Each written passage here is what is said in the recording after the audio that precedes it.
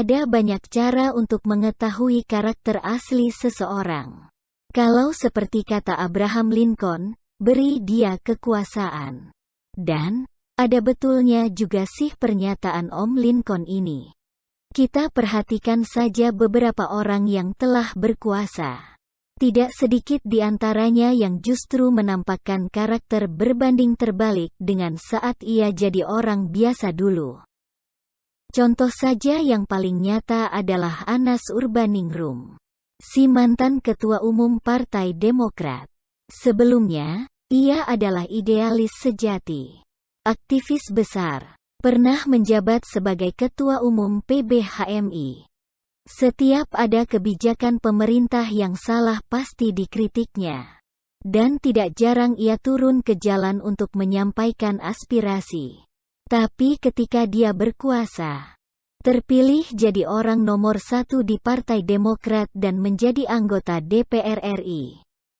Nyolong juga, nyolong duit proyek Hambalang. Hingga pusat olahraga kebanggaan SBY itu menjadi candi sekarang. Selanjutnya, karakter asli orang juga bisa muncul ketika ia tertimpa masalah. Sampai-sampai di kalangan pencinta alam ada kata bijak yang begitu familiar, yakni, kalau mau tahu sifat asli seseorang, ajaklah naik gunung, karena naik gunung itu tidak gampang. Capek, kaki pegal, kadang terpeleset. Apalagi bareng teman, ada-ada saja masalah yang muncul.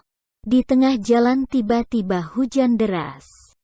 Kehabisan air minum, ada yang pingsan, dan terkadang teman butuh bantuan di saat kita sedang bernafas saja susah. Disinilah karakter kita diuji. Apakah kita seorang individualis sejati atau justru mau berkorban untuk orang lain?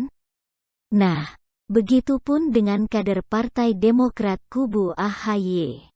Perlahan tapi pasti satu persatu karakter asli pendukung putra SBY tersebut mulai kelihatan. Pasca partai itu tersandung masalah, yakni ada kader yang kecewa dengan kepemimpinan AHY. Hingga menggelar kongres luar biasa di Deli Serdang, Sumatera Utara beberapa waktu yang lalu. Pada intinya, beberapa orang di kubu AHY pengen melumpuhkan Muldoko dan kawan-kawan dengan cara yang tidak baik alias dengan cara yang bertentangan dengan norma hukum dan agama. Lantas, cara-cara keji apa saja yang ingin dipakai oleh kubu AHY itu? Pertama, santet. Siapa sih yang tidak kenal santet? Semua pasti sangat familiar dengan kata ini. Yakni upaya untuk mencelakai orang lain dari jarak jauh dengan menggunakan ilmu hitam. Apalagi dulu ada filmnya yang berjudul Misteri Banyuwangi, Dukun Santet, yang dibintangi oleh Anton Yanuar dan Arif Terikasan. Biasanya yang dapat melakukan santet ini adalah seorang dukun penghamba setan.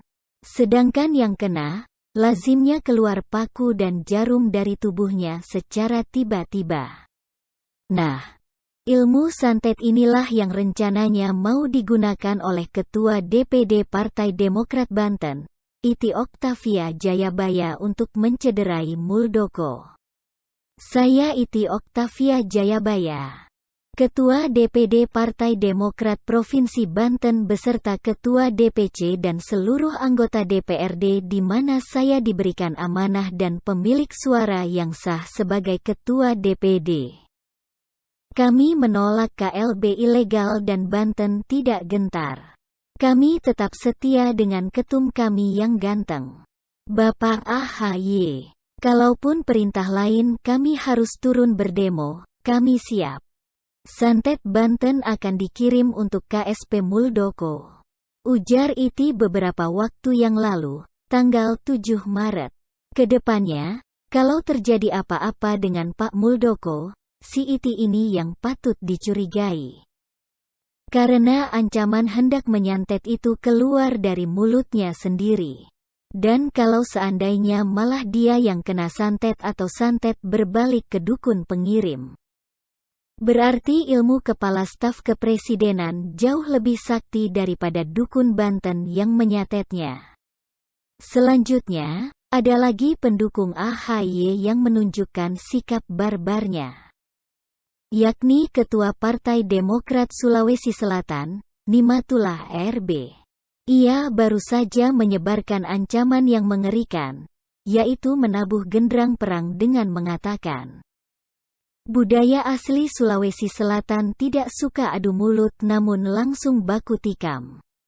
Kami di Sulawesi Selatan mulai sejak hari Jumat yang lalu, sudah mengatakan kami siap perang. Mohon petunjuk kepada Ketua Umum. Karena kami di Sulawesi Selatan tidak suka bertengkar mulut, tradisi kami baku tikam, ujar Nimatullah dengan nada menyala-nyala bak Rizik yang lagi orasi. Ia pun mengatakan tetap setia mendukung AHY. Saya Nimatullah Ketua DPD Partai Demokrat Provinsi Sulawesi Selatan, menyatakan pada hari ini tetap tidak ada ketua umum lain di Partai Demokrat. Hanya ada satu ketua yaitu Mas AHY, lanjutnya lagi. Gak segitunya juga, mau ngajak perang dan baku tikam segala. Entar kalau dia laporin ke polisi terkait ancaman pembunuhan dan ujaran kebencian baru menyesal. Ngomongnya hilaf dan minta maaf. Dengan melihat karakter pendukungnya yang agak barbar seperti itu, gak kebayang kalau AHY bertarung di Pilpres 2024 mendatang. Bisa-bisa nanti saat debat kandidat berlangsung, keluar jarum, paku, beling dan rambut dari perut sang capres lawan. Benar-benar mengerikan. Mudah-mudahanlah dia gak jadi capres Ferguson. Biar dukun santet gak dapat panggung di negeri ini.